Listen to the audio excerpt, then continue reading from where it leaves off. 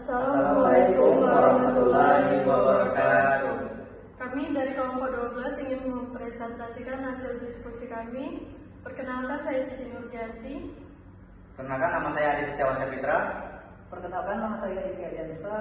Nah, langsung saja kami ingin mempresentasikan hasil diskusi kami. Pertumbuhan perusahaan akibat akuisisi dari pembelian perusahaan yang sudah berjalan. Secara umum, motivasi perusahaan melakukan kombinasi bisnis, yaitu ingin agar entitas tersebut menjadi lebih besar dan berkembang. Secara khusus, motivasi kombinasi bisnis itu menjadi 5. Yang pertama, menjadi entitas lebih besar. Kedua, menghindari pengembalian oleh entitas lainnya. Ketiga, mensinergikan sumber daya yang dimiliki. Keempat, meningkatkan kebanggaan suatu entitas. Kelima, kompensasi yang diterima manajemen lebih besar. Selanjutnya yaitu keuntungan kombinasi bisnis. Keuntungan kombinasi bisnis itu adalah pemegang saham atau investor akan memperoleh hasil yang lebih besar dibandingkan pada saat entitas belum melakukan kombinasi bisnis. Selanjutnya yaitu perkembangan bisnis. Perkembangan bisnis dapat dilakukan secara internal maupun eksternal. Pengembangan bisnis secara internal dapat dilakukan dengan pembentukan entitas baru secara internal. Sedangkan pengembangan bisnis secara eksternal dapat dilakukan dengan membeli atau mengakuisisi entitas yang lahir di luar entitas. Selanjutnya yaitu jenis-jenis kombinasi bisnis. Berdasarkan strategi bisnis itu dibagi menjadi, yang pertama, integrasi vertikal. Apa yang dimaksud dengan integrasi vertikal? Adalah kombinasi bisnis dengan melakukan akuisisi entitas yang memiliki hubungan pemasok atau distribusi. Yang kedua, integrasi horizontal. Apa yang dimaksud dengan integrasi horizontal? Integrasi horizontal adalah kombinasi bisnis dengan melakukan akuisisi entitas yang menghasilkan produk sejenis atau produk yang berkaitan. Ketiga yaitu konglomersial. Apa yaitu konglomersial? Adalah kombinasi bisnis dengan melakukan akuisisi yang tidak memiliki hubungan dengan entitas. Sedangkan berdasarkan bentuk entitas, yang pertama merger adalah kombinasi bisnis yang dilakukan dengan menggabungkan 2 atau lebih entitas. Yang kedua, konsolidasi. Apa itu konsolidasi? Konsolidasi merupakan kombinasi bisnis dengan bentuk suatu entitas baru yang akan mengambil alih semua aset dan liabilitas yang bergabung. Yang ketiga, akuisisi. Apa yang dimaksud dengan akuisisi? Akuisisi adalah kombinasi dengan membeli kepemilikan entitas yang diakuisisi. Selanjutnya yaitu berdasarkan metode akuntansi. Yang pertama, metode pooling of interest atau penyatuan kepentingan. Dalam metode ini, masing-masing pihak akan menyatukan kepentingan bisnisnya sehingga tidak diperlukan penilaian ulang aset dan liabilitas entitas yang bergabung.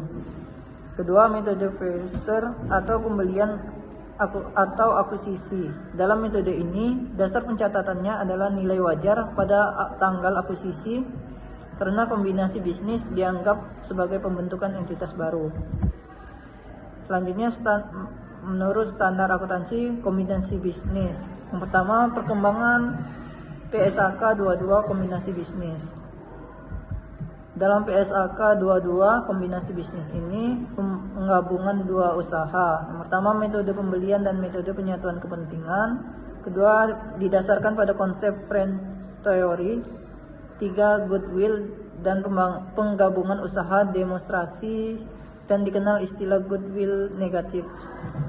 Biaya akuisisi dikapitalisasikan sebagai komponen harga perolehan. Rekrutasi entitas sepengadilan PSAK 38. Kombinasi entitas sebagai pengendalian. Kombinasi bisnis yang semua entitas atau bisnis yang bergabung pada akhirnya dikendalikan oleh pihak yang sama, pengendaliannya tidak bersifat sementara. RSE merupakan pengendalian bisnis yang dilakukan dalam rangka rekonsiliasi entitas-entitas yang berada dalam suatu pengendalian atau dalam suatu kelompok usaha yang sama. Aspek perpajakan dan dalam kombinasi bisnis. Pajak harus dibayarkan oleh pihak yang melakukan penggalian aset. Jika yang dialihkan tanah dan bangunan, maka akan dikenakan pajak final 5% atau nilai jual. Jika bukan tanah dan bangunan, maka pajak dikenakan penghasilan sebesar keuntungan dari selisih nilai wajar dan nilai buku. Untuk pengalihan tanah dan bangunan, pihak yang mengakuisisi dikenakan biaya perolehan hak tanah dan bangunan sebesar 5%. Selanjutnya yaitu kombinasi bisnis dan pengendalian. Definisi: proses mengkombinasikan bisnis adalah proses di mana terjadinya pembelian entitas yang sudah ada untuk digabungkan dengan entitas yang sudah ada. Pengendalian dijelaskan secara spesifik dalam PSAK 65 Laporan Keuangan Konsolidasian. Menurut PSAK 65, investor mengendalikan invest atau entitas ketika investor terekspos atau memiliki hak atas imbalan hasil variabel dari keterlibatannya dengan interest. Dari definisi di atas, ada 3 komponen utama yang harus dipertimbangkan dalam menilai adanya pengendalian oleh investor. Yang pertama, investor memiliki kuasa atau power atas interest. Yang kedua, investor terekspos atau memiliki hak atas imbalan hasil variabel dari keterlibatan dengan investor. Yang ketiga, investor memiliki kemampuan untuk pengaruh imbalan hasil tersebut melalui kekuasaan atau investasi.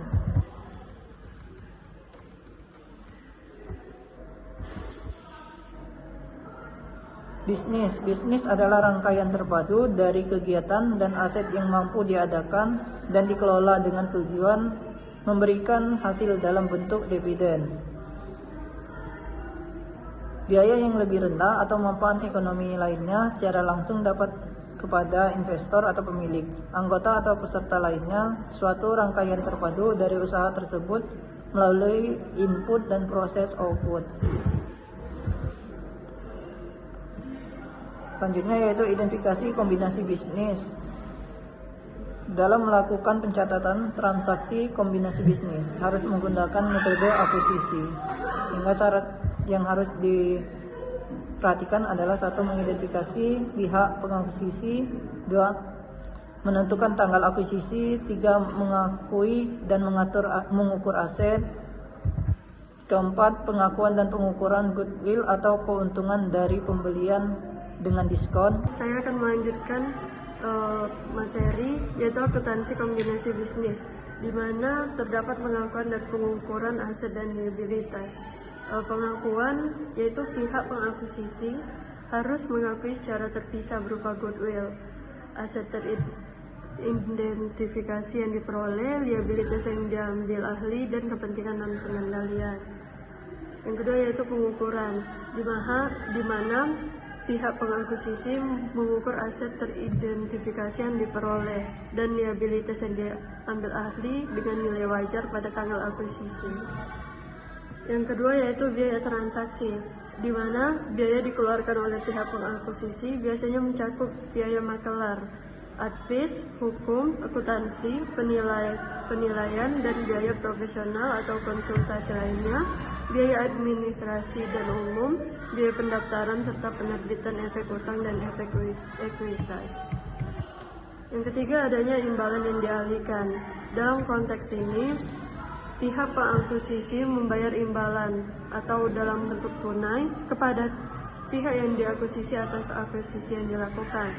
Nah, imbalan ini dalam kombinasi bisnis ini berupa kas dan non-kas, efek utang atau efek ekuitas yang diterbitkan oleh pihak pengakuisisi. Selanjutnya yaitu adanya goodwill. Goodwill ini adalah salah satu jenis aset tidak berwujud yang masih diperdebatkan oleh ahli-ahli akuntansi. Karena keberdayaan yang sangat penting dalam suatu perusahaan, goodwill ini akan dialokasikan kepada aset tidak berwujud jika terdapat selisih positif, karena di lain pihak, goodwill juga harus dilakukan penilaian penurunan kerugian jika memang terjadi kerugian dalam prosesnya. Nah, rumus goodwill ini adalah di mana harga pembelian perusahaan dikurangi dengan nilai pasar wajar dari aset dikurangi dengan nilai pasar wajar dari liabilitas. Lalu di sini ada contoh yang tertera, yaitu pencatatan transaksi kombinasi bisnis, di mana contoh pertama ini adalah akuisisi aset neto yang imbalan berupa kas. Nah, pada tanggal 31 Desember 2020, PTA mengakuisisi PTB dalam sebuah merger. Informasi laporan keuangan ini sudah tertera, yaitu tanggal 31 Desember 2020 ada PTA dan PTB, nilai tercatat dan nilai wajar. Nah, pertanyaannya itu yaitu PTA membayar imbalan berupa kas sebesar Rp352.000 untuk mengakuisisi PTB. PTA mengeluarkan biaya legal sebesar Rp20.000. Nah, buatlah air jurnal yang diperlukan. Dan di sini kita harus memperhitungkan goodwill-nya, di mana imbalan berupa kasnya Rp352.000. Aset neto teridentifikasi itu dari nilai wajar dikurangi liabilitas sebesar Rp280.000. Goodwill-nya yaitu hasil dari imbalan berupa kas dikurangi dengan aset neto teridentifikasi, yaitu sebesar Rp72.000. Lalu jurnalnya itu untuk mencatat biaya transaksi, jurnalnya itu beban pada kas, di mana sebesar Rp20.000. Untuk mencatat akuisisi aset netonya itu kas sebesar Rp40.000 di debit, piutang usaha sebesar Rp70.000 di debit, persediaan sebesar Rp100.000 di debit, tanah sebesar Rp120.000 di debit, bangunan dan mesin sebesar Rp300.000 di debit, goodwill sebesar Rp72.000 di debit, pada utang usaha sebesar Rp110.000 di kredit, utang wesel sebesar Rp240.000 di kredit. Nah, lanjut kita ke contoh 1.2, di mana akuisisi aset neto imbalan berupa non-kas. Kalau tadi kas, sekarang non-kas, imbalan berupa non-kas.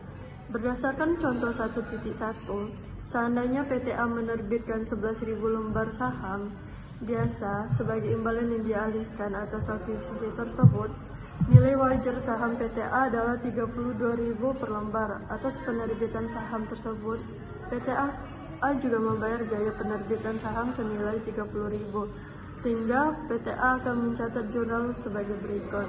Nah, jurnalnya ini pada tanggal 31 Desember 2020 untuk mencatat biaya akuisisinya, yaitu beban sebesar Rp20.000, beban tangguhan sebesar Rp30.000, pada kas sebesar Rp50.000.